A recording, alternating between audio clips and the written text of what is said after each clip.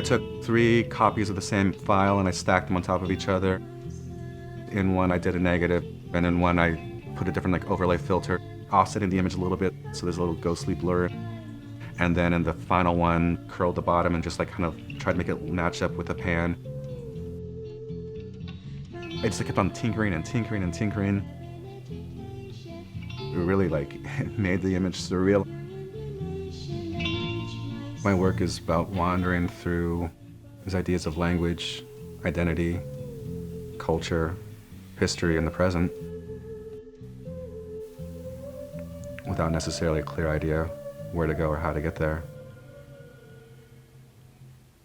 There's so much contained in our history of how we communicate with one another in languages, and I think that it's important to keep them alive.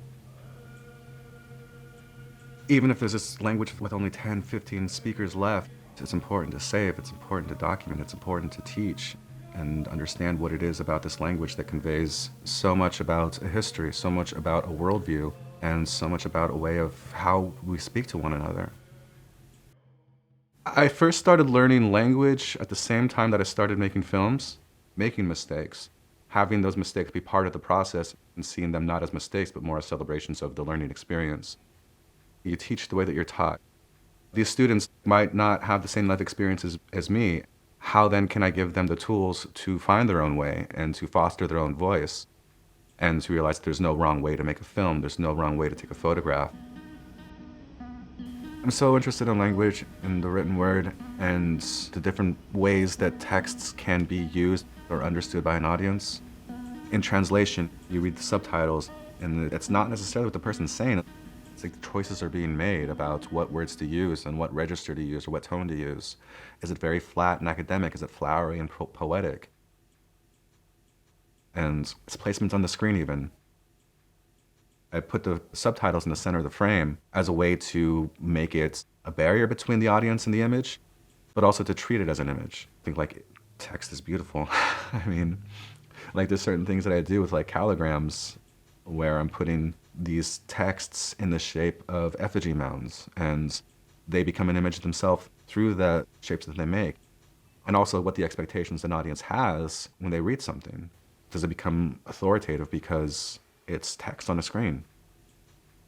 With a film like Fainting Spells, where you have 2 scrolling texts going across the screen, I know that you can't read them at the same time. I want you to abandon this idea of having to know what's going on and just to let the information wash over you, or just to relax a bit and to just accept that you can't know everything. Because that's also an expectation that's put on Indigenous films or any sort of film made by a marginalized community, is to teach an audience about the history, about the culture, about the context. And I'm not trying to teach you anything.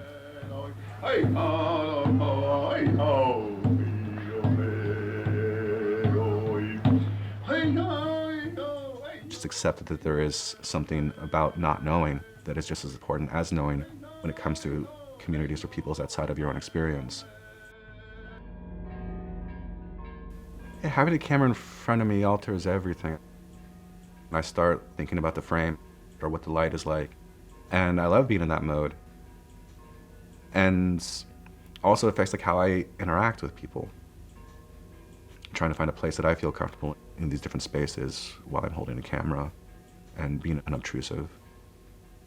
I mean, as someone that's always aware of how I look and how I present, the color of my skin, it's always shaped how I navigate the world, and just the camera kind of heightens that. I grew up in a small town called Ferndale, Washington, near the ocean, with my mom, my grandma, my auntie, and all my cousins on that side of my family. And that family and that location and that landscape was really important to me with how I understand the world, how I understand myself, how I navigate the world with all the different markers of my identity.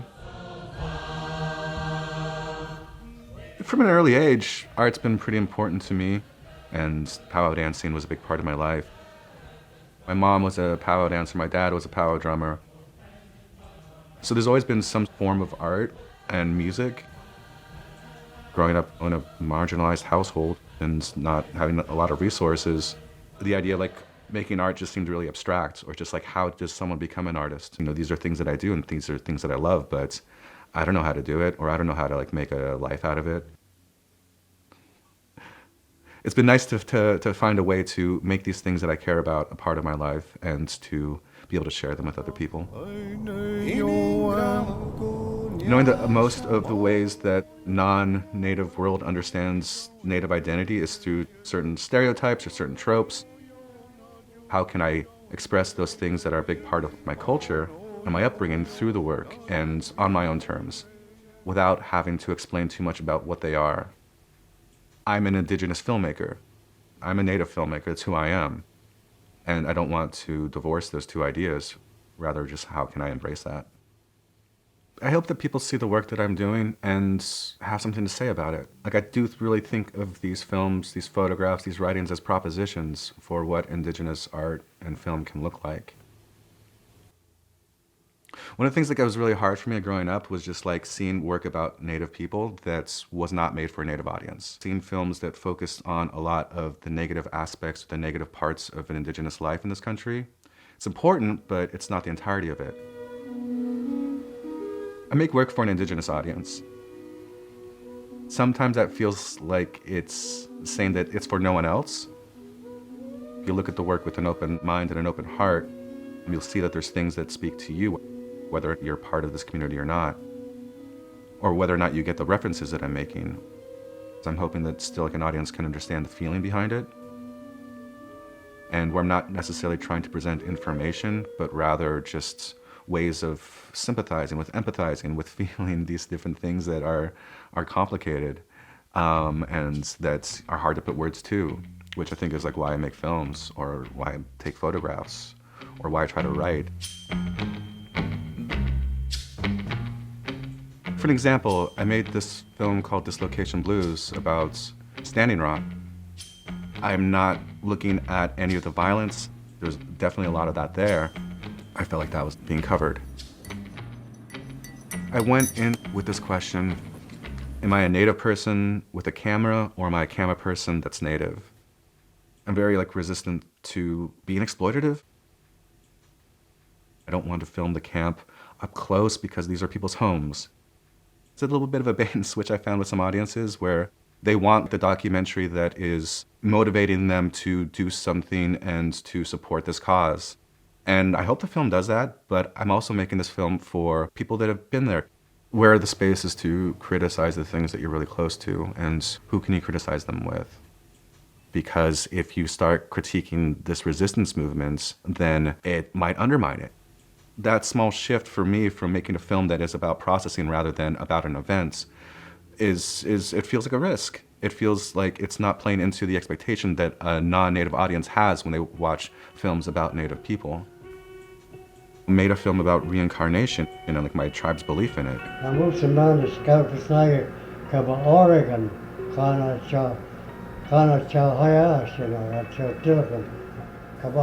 No one's asking me to make that film. There's no request for proposals for, a meditation on Indigenous reincarnation. And I feel like that's sort of trying to ignore as much as I can the outside pressures or desires of a white film world for the films that they want to see me make is a big part of how I make films, or how I think about what I want to say. It's just ignoring what's being asked from a white audience and making work that touches on things that are important to me, which might not be important to anyone else, or might not be important to anyone else outside of my family, my clan, my tribe, my community. I think it's really encouraging to see that there's now more opportunities for people to take control of their narratives and to tell their own stories without having to go through these different pipelines that may reinforce old, outdated gatekeepers. I'm just going to make the films that I want to make, All different Montana-based tribes and reservation. When my mom was 23, she got to meet Jeannie at her father's funeral, and she's still in contact with their family. But in general, my mom is not cultured to be Native. She's really almost hidden from that. The American pioneer spirit to me means something along the lines of Western expansion and manifest destiny. This idea of conquering and taming the land, and the sort of valor that goes into the mythologizing of that. Like the Oregon Trail or Mountain Man or Settlers. A big part of my tribe's history, and all the tribe's history in this country is falling victim to that idea of being an American settler. And it's not okay. Finally, after years, like the Redskins changed their name, you know, and like it really is hard to have a slur exist in such, you know, a predominant place in American culture, but also just to have it not seen as such. Media and art needs to make more space for an expansive idea of what it means to be Indigenous. There is no singular monolithic idea of what it means to be Native in this country. There's like over 500 tribes in this country. There's over 500 different ways of being Native. I am not trying to speak for a group of people. I'm just trying to speak from my experience, and as unique as that is. And I'm not trying to be an authority. In fact, like I want my authority questioned around these things. You know, I have questions. I want the audience to have questions. And I think the more space that there is for these questions to be asked and for these experiences outside of like the normative ones, the better.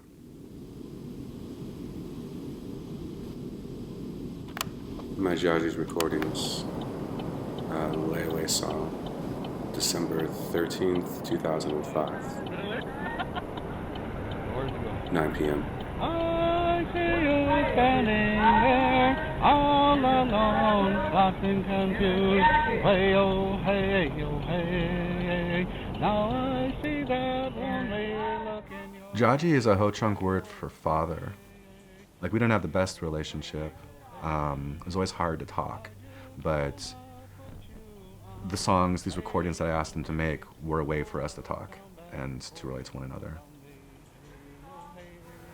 It seems like I had like a just as close of a relationship to these tapes, these recordings, as I did to the man himself. And yeah, just like thinking about who I'm talking to and how I'm saying their name, how I'm calling them Jaji, was just a bridge into understanding this person and this relationship.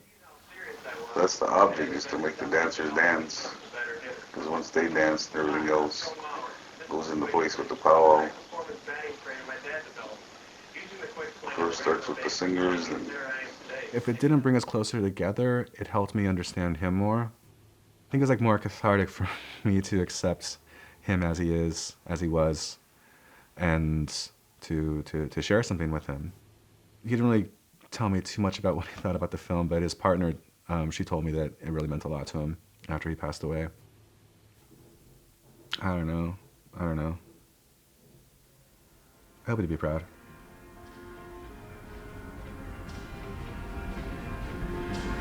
So let all of your sinners sing, but not for me.